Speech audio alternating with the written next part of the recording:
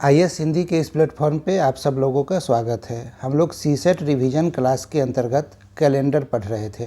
पिछले क्लास में हमने देख लिया था जनरल ईयर किसे कहते हैं, लीप ईयर किसे कहते हैं, सेंचुरी ईयर किसे कहते हैं, ऑड डे कैसे निकाला जाता है, और इससे संबंधित कुछ क्वेश्चन को भी हम लोगों ने लिया था। ऑड डे के बारे में हमने क्या देखा था, जल्दी से रिवीजन कर लेते हैं। जनरल ईयर में एक ऑड डे होता है, लीप ईयर में 2 ऑड डे होता है, 100 वर्ष में 5 ऑड डे होता है, 200 वर्ष में 3 ऑड डे होता है, 300 वर्ष में 1 ऑड डे होता है, जबकि 400 वर्ष में 0 ऑड डे होता है। और इसी की सहायता से हम लोगों ने सीखा था कि कोई भी डेट कैसे निकालते हैं।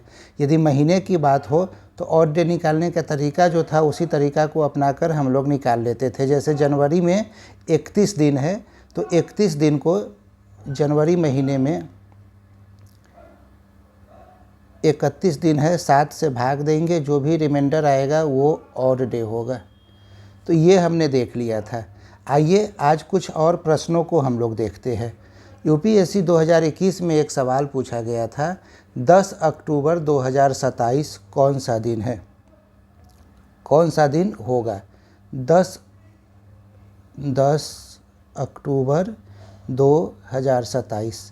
हमने पहले ही 10 मई 1857 से ये चीज़ समझ चुके हैं कि कैसे निकाला जाता है। यदि आप लोगों को दिक्कत है, आप लोगों ने पहला वीडियो नहीं सुना है, तो डिस्क्रिप्शन में मैंने लिंक दे दिया है, जाकर पहला वीडियो पहले देख लीजिए ताकि आपको समझ में आए।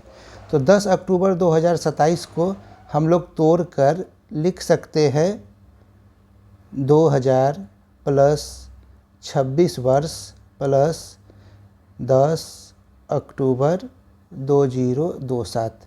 2027 पूरा वर्ष नहीं है, इसीलिए इसके महीने को ले लिया गया है। 10 अक्टूबर 2027 का मतलब है 1 जनवरी से लेकर 10 अक्टूबर तक। अब 2000 को हम लिख सकते हैं 400 गुने 5। 400 गुने 5 हमें पता है कि 400 वर्षों में ऑड डे की संख्या 0 होती है, तो 0 गुने 5 यानी 2000 तक की हमारी कहानी तो सीधे सीधी 0 में बदल गई। इससे आप देखे होइएगा, ज़रा एक विषय से विषय अंतर हो जाता हूँ। पिछले एग्जाम्पल में जब 1857 लिया गया था तो 1800 में 3 आ रहा था। क्यों? क्योंकि हमने लिखा था इसे 400 गुने 4 यानी 1600 प्लस 200। 400 में 0, 200 में 3, इसीलिए 3। ऐसे ही यदि 1900 लेते हैं तो 1900 को लिखा जा सकता है 1600 प्लस 300, फिर 1600 को लिखा जा सकता है 4 गुने 400 प्लस 300। 400 मतलब 0, 300 मतलब 1। 300 का वैल्यू 1 है हमें पता है, 200 का वैल्यू 3 है हमें पता है। ऐसे ही यदि 1700 का केस आएगा तो ये हो जाएगा 1600 प्लस 100। 100 में कितने ऑड डे होते हैं, तो 5 ऑड डे होते हैं। तो अब आप लोगों के पास कोई भी डेट आएगा तो आप इसे अलग अलग तोड़ के नहीं देखेंगे, आप सीधे लिख देंगे कि 2000 है यानी 0, 1900 है यानी 1, 1800 है यानी 3 और 1700 है यानी 5 ऑड डे होगा। ठीक है, तो ये चीज़ क्लियर हो गया। ये तो हम लोग सीखने के लिए स्टेप बाय स्टेप सारी चीज़ों को लिख लिख कर सीख रहे हैं। ठीक है, जब एक बार कॉन्सेप्ट क्लियर हो जाएगा और चीज़ों को सीख लेंगे तो हम इसे जल्दी जल्दी करेंगे ताकि हमारा सवाल 30 सेकंड में बन जाए। तो ये 2000 तक की कहानी समाप्त हो गई। अब ये बचा 26 वर्ष। 26 वर्ष में कुछ जनरल वर्ष होगा, कुछ लीप वर्ष होगा। जनरल वर्ष और लीप वर्ष जो होगा तो इसमें से लीप वर्ष निकालने के लिए हम इसे 4 से भाग देते हैं। 4 से भाग देंगे तो क्या आएगा 6.5। पॉइंट के बाद के चीज़ों को छोड़ देना है, जो इधर बचा वही लीप ईयर की संख्या होगी। तो 26 वर्ष में लीप ईयर कितना हो जाएगा, तो 6 लीप ईयर हो जाएगा। तो हम इसे लिख सकते हैं 20 general year plus 6 leap year. हमें पता है जनरल ईयर में कितना ऑड डे होता है, 1 ऑड डे होता है। लीप ईयर में कितना ऑड डे होता है, 2 ऑड डे होता है। तो ये कितना आ गया 20 प्लस 12, 32। ठीक है, तो यहाँ हमने लाया, ये 2000 हो गया 0, ये 26 हो गया 32, ये 2000 हो गया 0। ठीक है, अब यहाँ एक चीज़ देखिए, ये 32 आया, यहाँ पे 20 जनरल ईयर है, 6 लीप ईयर है। इसका भी शॉर्टकट सीख लीजिए। आगे से हम लोग लीप ईयर निकाल लेंगे। कैसे लीप ईयर निकलता है? जो भी जितने भी वर्ष है उसको 4 से भाग देकर जो भी आएगा भागफल वही लीप ईयर की संख्या होती है। तो 6 आया, जो भी लीप ईयर की संख्या होगी उसे हम टोटल वर्ष यानी 26 में जोड़ देंगे तो वो ऑटोमेटिक 32 हो जाएगा। जैसे यहाँ 26 था और 6 आया तो 32 हो गया। एक दूसरा एग्जाम्पल ले लेते हैं। यदि वर्षों की संख्या 32 है, ठीक है, वर्षों की संख्या 32 है, लीप ईयर कैसे निकालेंगे? लीप ईयर निकालेंगे 4 से भाग देकर। 4 से भाग देने पे क्या आया? 8 आया। तो जब हम 32 में 8 जोड़ देंगे क्या हो गया? 40। तो ये 40 ऑड डे हो जाएगा। 32 वर्षों में ऑड डे की संख्या कितनी होगी? तो 40 होगी। ये बातें क्लियर हो गई?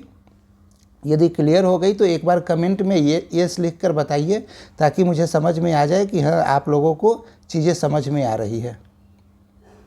ठीक है, तो ये हमने देख लिया 0, ये हमने देख लिया 32। ठीक है, अब 10 अक्टूबर आना है तो 2027 की बात हो रही है। 2027 लीप ईयर है? नहीं, 2027 लीप ईयर नहीं है। कोई भी ऑड ईयर लीप ईयर नहीं हो सकता है। कोई भी ऑड ईयर, एक second, odd year leap year नहीं हो सकता है। लीप ईयर होने के लिए किसी भी वर्ष के अंतिम 2 डिजिट 4 से डिविजिबल होने चाहिए, तभी वो लीप ईयर होगा। तो ये लीप ईयर नहीं है, जनरल ईयर है। जनरल ईयर में जनवरी में तो हम जानते हैं हमेशा से कि 31 दिन होता है। तो 31 दिनों में ऑड डे की संख्या कितनी होती है? 3। कैसे होती है? तो 31 भागा 7, रिमाइंडर बचा 3, इसीलिए ऑड डे की संख्या 3। ऐसे ही फरवरी, मार्च, अप्रैल सबके लिए आप लोगों को निकालना होगा। मैं यहाँ लिख देता हूँ। जनवरी में 3, फरवरी में 0 क्योंकि लीप ईयर नहीं है तो फरवरी में 28 दिन होगा। मार्च में 31 दिन होता है तो 3, अप्रैल में 30 दिन होता है तो ऑड डे 2। ऐसे ही मई में 3, जून में 2, जुलाई में 3, अगस्त में 3, सितंबर में 2, अक्टूबर पूरा महीना नहीं है। तो जो भी डेट निकालना रहेगा ना वो पूरा का पूरा यहाँ पे हम लिख लेंगे। तो हमने लिख लिया 10। ठीक है, अब इन सब चीज़ों को जोड़ लीजिए तो कितना हो गया? 32, 3, 35, 38, 40, 43, 45, 48, 51, 53, 10, 63। ठीक है, जिन लोगों को हिंदी में, यदि मैं डिजिट हिंदी में बोल रहा हूँ और इससे प्रॉब्लम आ रहा है तो वो कमेंट करके बताए, तो मैं इसे हिंदी की जगह फिर से इंग्लिश में 32 ना बोलकर 32 बोलना शुरू कर दूंगा। 63 आ गया टोटल ऑड डेज। अब ऑड डेज जब भी 7 से बड़ा होगा तो हम उसे 7 से भाग दे देंगे। 7 से भाग दिए, रिमाइंडर आया 0। आप लोगों को याद होगा कि जब रिमाइंडर 0 आता था तो रविवार होता था। कमेंट करके बताइए कि जब रिमाइंडर 6 आता था तो कौन सा दिन होता है। ठीक है, तो देखिए इतने आसानी से ये सवाल बन गया। आप लोगों को बोला गया था अपना अपने डेट ऑफ बर्थ से निकालने के लिए कि वो कौन सा दिन है। क्या आप लोगों ने निकाला था? यदि निकाला था तो कमेंट करके बताइए। एक और सवाल यूपीएससी में पूछ लिया गया था। एक्चुअली वो कैलेंडर का सवाल था नहीं, लेकिन पूछ लिया गया था। वो सवाल क्या था कि आज रविवार है, आज रविवार है, तो 10 टू दी पावर 10 डेज के बाद कौन सा दिन होगा? ठीक है, बाद का दिन निकालना है। अब देखिए ये एक रिमाइंडर थ्योरम होता है जिसे हम लोग बाद में पढ़ेंगे, अभी हम लोगों ने नहीं पढ़ा है। ये तो हमारी दूसरी ही क्लास है और कैलेंडर से चीज़ों को शुरू किया गया है। लेकिन हमें ये तो पता है कि हमें भाग देने आता है। आपको सीसेट के एग्ज़ाम में क्वालिफाई होना है, इसका नंबर नहीं जुटता है। तो जब हमें पता है कि भाग देने में 1 मिनट के जगह क्या होगा, 1 के जगह हो सकता है 2 मिनट समय लग जाए। भाग देकर यदि हम उत्तर निकाल सकते हैं तो ऐसे सवालों को परीक्षा में अटेम्प्ट लेते हैं।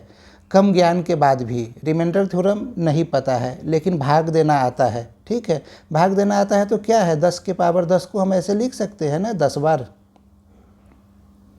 2, 4, 6, 8, 10। ठीक है, इसको भाग दे दीजिए 7 से। जब भाग दीजिएगा, आप लोग भाग दे के देखिएगा तो आपके पास रिमाइंडर आ जाएगा 4। ठीक है, सब लोग भाग देकर देखिएगा ताकि क्लियर हो जाए जो रिमाइंडर 4 आ रहा है। तो आज रविवार है, तो 4 दिन बाद कौन सा दिन होगा? तो 4 दिन के बाद गुरुवार हो जाएगा। तो ज़रूरी नहीं है कि हमें रिमाइंडर थ्योरम आना ही चाहिए। ठीक है, हमें ये पता है कि रविवार के 4 दिन बाद गुरुवार होता है, तो हम अपने उत्तर गुरुवार पे पहुंच जाएंगे। और 10 का पावर 10 डे देखकर घबराना भी नहीं चाहिए। यूपीएससी ऐसे ऐसे सवाल बनाती है। कुछ सवाल इतने बड़े बड़े यूपीएससी बनाएगी जो आपको लगेगा कि इसे तो पढ़ने में ही 1 मिनट लग गया या 2 मिनट लग गया, लेकिन यदि 2 मिनट में हम उसे पढ़ लेते हैं तो 2 सेकंड में ही उसका उत्तर भी आ जाता है। मैं बीच बीच में ऐसी बातें आप लोगों को बताता रहूँगा। आप लोग रिवीजन करते रहें। अभी 2 महीना से ज़्यादा समय है और सीसेट क्वालिफाई होने के लिए 2 महीना समय पर्याप्त होता है। यदि वीडियो पसंद आ रहा है तो इसे लाइक करें और सब्सक्राइब करें। धन्यवाद।